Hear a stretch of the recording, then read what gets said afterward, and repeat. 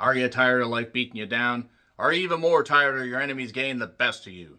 Are you tired of Nazi scumbags populating your city and you want to find a way to turn the tables on them? Because as we all know, it is always punch Nazis in this society. Always make sure to do that. But the way to make sure that you turn the tables on these goddamn scumbags is you partake in Sleepy's Mind Wide Awake seminar, which will blow your mind. Freaky Tales is an anthology movie currently streaming on HBO Max. It was written and directed by Anna Boden and Ryan Fleck, who have done some television projects as well as films like It's Kind of a Funny Story and Captain Marvel. Oh boy, Captain Marvel. I remember when Brie Larson was getting a whole bunch of hate from a whole bunch of bullshit people that thought, how dare a woman be in a lead role in a superhero movie. I mean, really, Brie Larson, she seems like a stand-up individual. She seems like she actually understands how the world works and wants to shove the bullshit back in people's faces.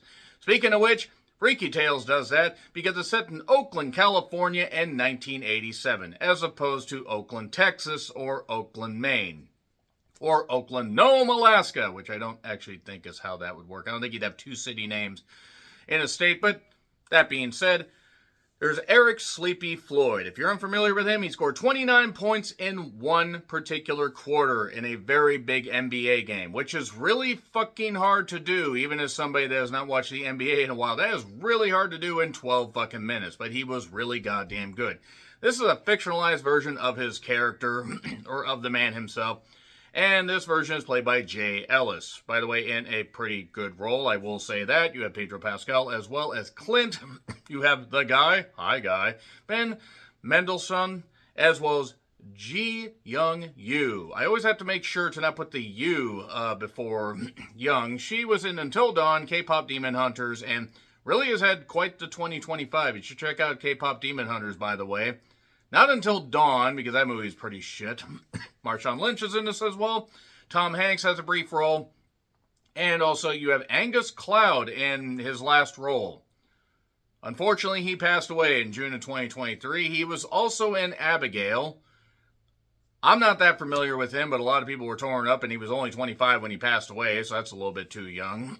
But yes, set in 1987, Four Tales, interconnected somewhat. I mean, there's enough of a connection.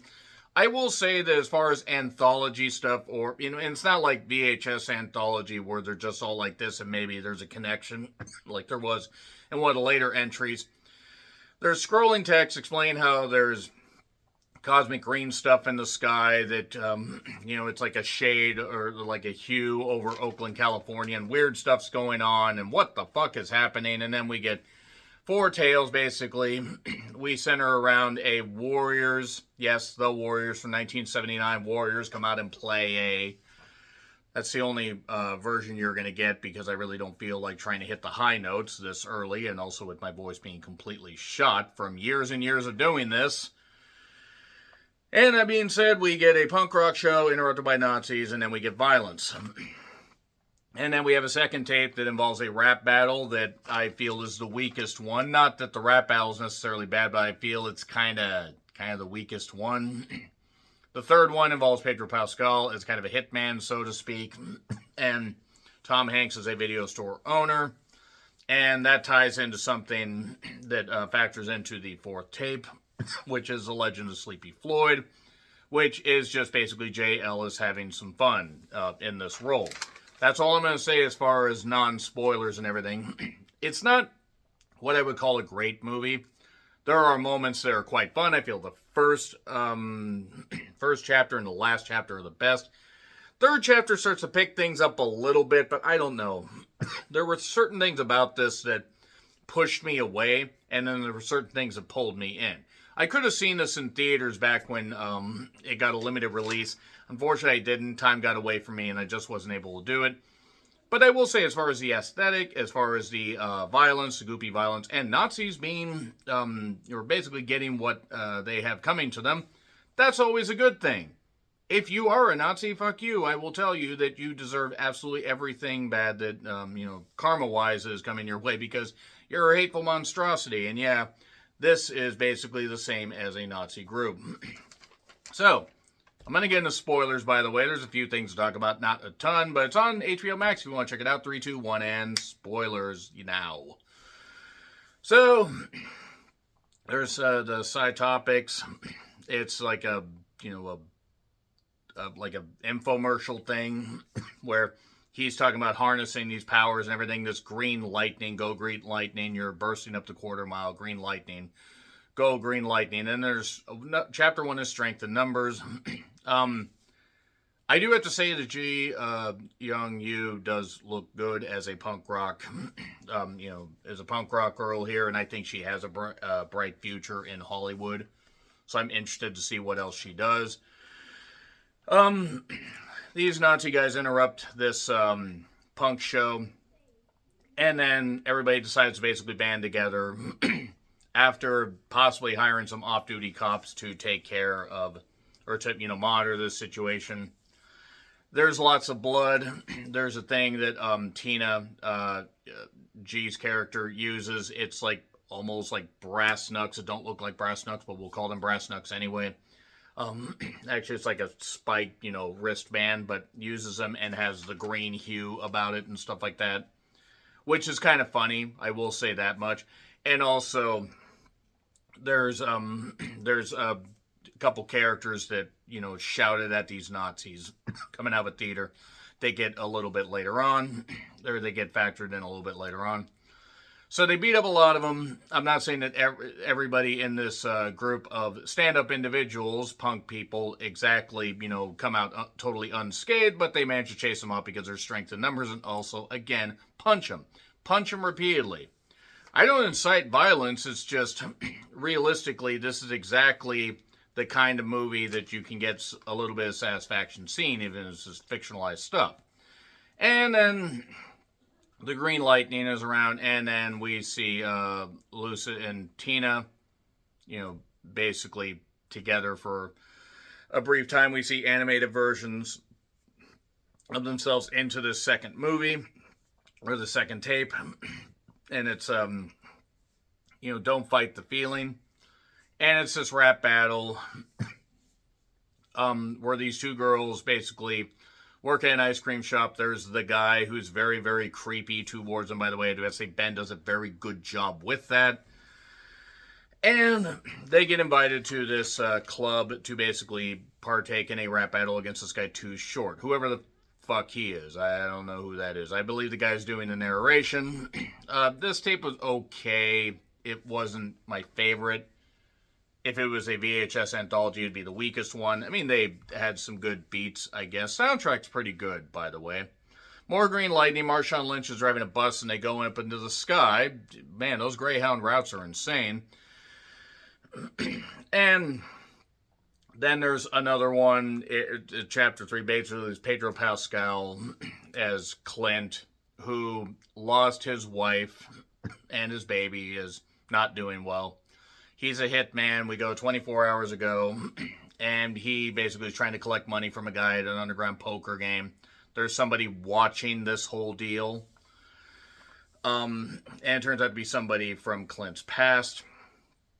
Hanks actually has a pretty good role in it. I don't know what the fuck Tom Hanks was doing in this movie, but it was fine. He didn't take himself too seriously. He was talking about underdog movies. Would tell him number one when he came back out. He bought the tape Sid and Nancy. That was, by the way, back when VHS tapes were very expensive to buy. Like VHS, you gotta think about it. Like DVDs would come along in 1995. This is 1987. It really took until the late 80s, maybe even like 1990, for tapes to really start to come down in price. As far as stuff that that video stores could get, like, for cheaper. The whole Be Kind, Please Rewind thing. Yes, that's right, kids. We used to have to rewind stuff. It didn't just start over. When we hit a button on our streaming device, on our Roku, and with our router. There's a guy that basically saw, Clint punch out his dad, and he seeked revenge. He was going to shoot Clint. But he ended up inadvertently getting shot, but also inadvertently shooting, and that went into the womb of his girlfriend, I believe played by Natalia Dominguez. And yeah, he decided first, or before that, to retire, but now he wants revenge. He's going to take another job where this one long hair guy is talking about all these basketball players and stuff like that. One boy hands him a mixtape, various mixtapes that he's doing, and he's listening to it on the way there. And it all ends when the guy says it ends. And he basically tells Tina, hey, aim for the neck, because he sees the thing on her hand. And he knows that he's going to die.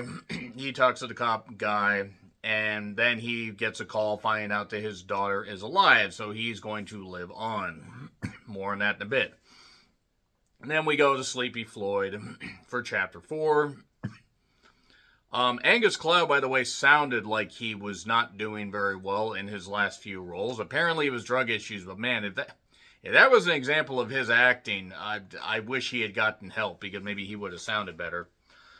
So the cop from the ice cream shop guy is basically leading this group of Nazi scum, the one that got run off in the first tape, by the way. They're going to go out and they're going to knock over some F's and stuff like that. The gay slurs I'm not going to say here. And they are going to knock over a bunch of NBA player homes, including Chris Mullen, who, by the way, was a white guy. Very, very white. About as white as John Stockton. Hopefully not as shit of a person as John Stockton, but probably still less shit than Karl Malone, who was John Stockton's teammate. And if you don't know who Karl Malone is, Google Karl Malone and Google how old he was when he got a girl pregnant. Yeah. So anyway, Floyd's, not Floyd the barber, but his family, his mother in particular, tried to switch to a vegetarian diet. She ended up getting sick trying to put meat back in her diet, as one does. And she ends up basically going home along with a couple other people. Some family members go home. It might not have been the mother, but some family members go home right as these goofs are trying to break into a vault that has a bunch of fine art that they're going to steal and whatever. Well, they didn't count on Floyd basically harnessing the power of this green lightning to summon Metallica's For Whom the Bell Tolls. Which must have cost the producers a pretty penny. Unless they were friends of the goddamn producers. That ain't cheap to get Metallica music licensed for a movie. It's Seek and Destroy for Sting, WCW did, and even Tony Khan did that for a couple times in AEW, and that ain't fucking cheap. So he has a wall of weapons. He basically goes and kills them all in various proper fashions and gooey fashions and stuff like that. And suddenly they have basically Guy, and by the way, the Guy, that is the boss of Pedro Pascal's Clint, who's been doing all this stuff. And Clint is there, and also the daughter is there. They somehow managed to get the daughter in the interim, because during the cutaway, anything's possible. And he basically, it's so funny, because while this is going on, he kills everybody except Guy, and then looks at him and uses the green stuff to have Scanner's powers and blow his head up. And if you don't get the Scanner's powers, you're probably not as much of a horror fan as I am, at least to get the reference. So Clint gets the kid and leaves, and then the other, the remaining, skinheads that show up that really were just goddamn, the pieces of shit that managed to get away because they're all cowards, because all the skinheads are cowards. What happened? Oh, it looks like they fucked with the wrong warrior. And then we get more seminar stuff, this time with Tina and Lucid and various others. They were from this film. And that's it. That is Freaky Tales. Are there in references I missed? Probably. Was there a good soundtrack? Yeah. It gets a B. It's entertaining. It's probably not something I'm going to watch again anytime soon. But the first and the last chapter really elevate this. The third one has its moments. Again, the second one, I got to be perfectly honest. If they had just not had the second one, take the second one out. Would that really have affected the film? It would have affected the runtime, but I don't think it would have made much of a difference. I mean, you had the girls yelling at the skinheads in the truck. That was the only tie-in to the previous tape. It is what it is. So yeah, B. Agree, disagree what I said, like, share, subscribe, Twitter, Letterboxd, Blue Sky handles in the description. I'm John Rentlin, and until we meet again, happy trails to you.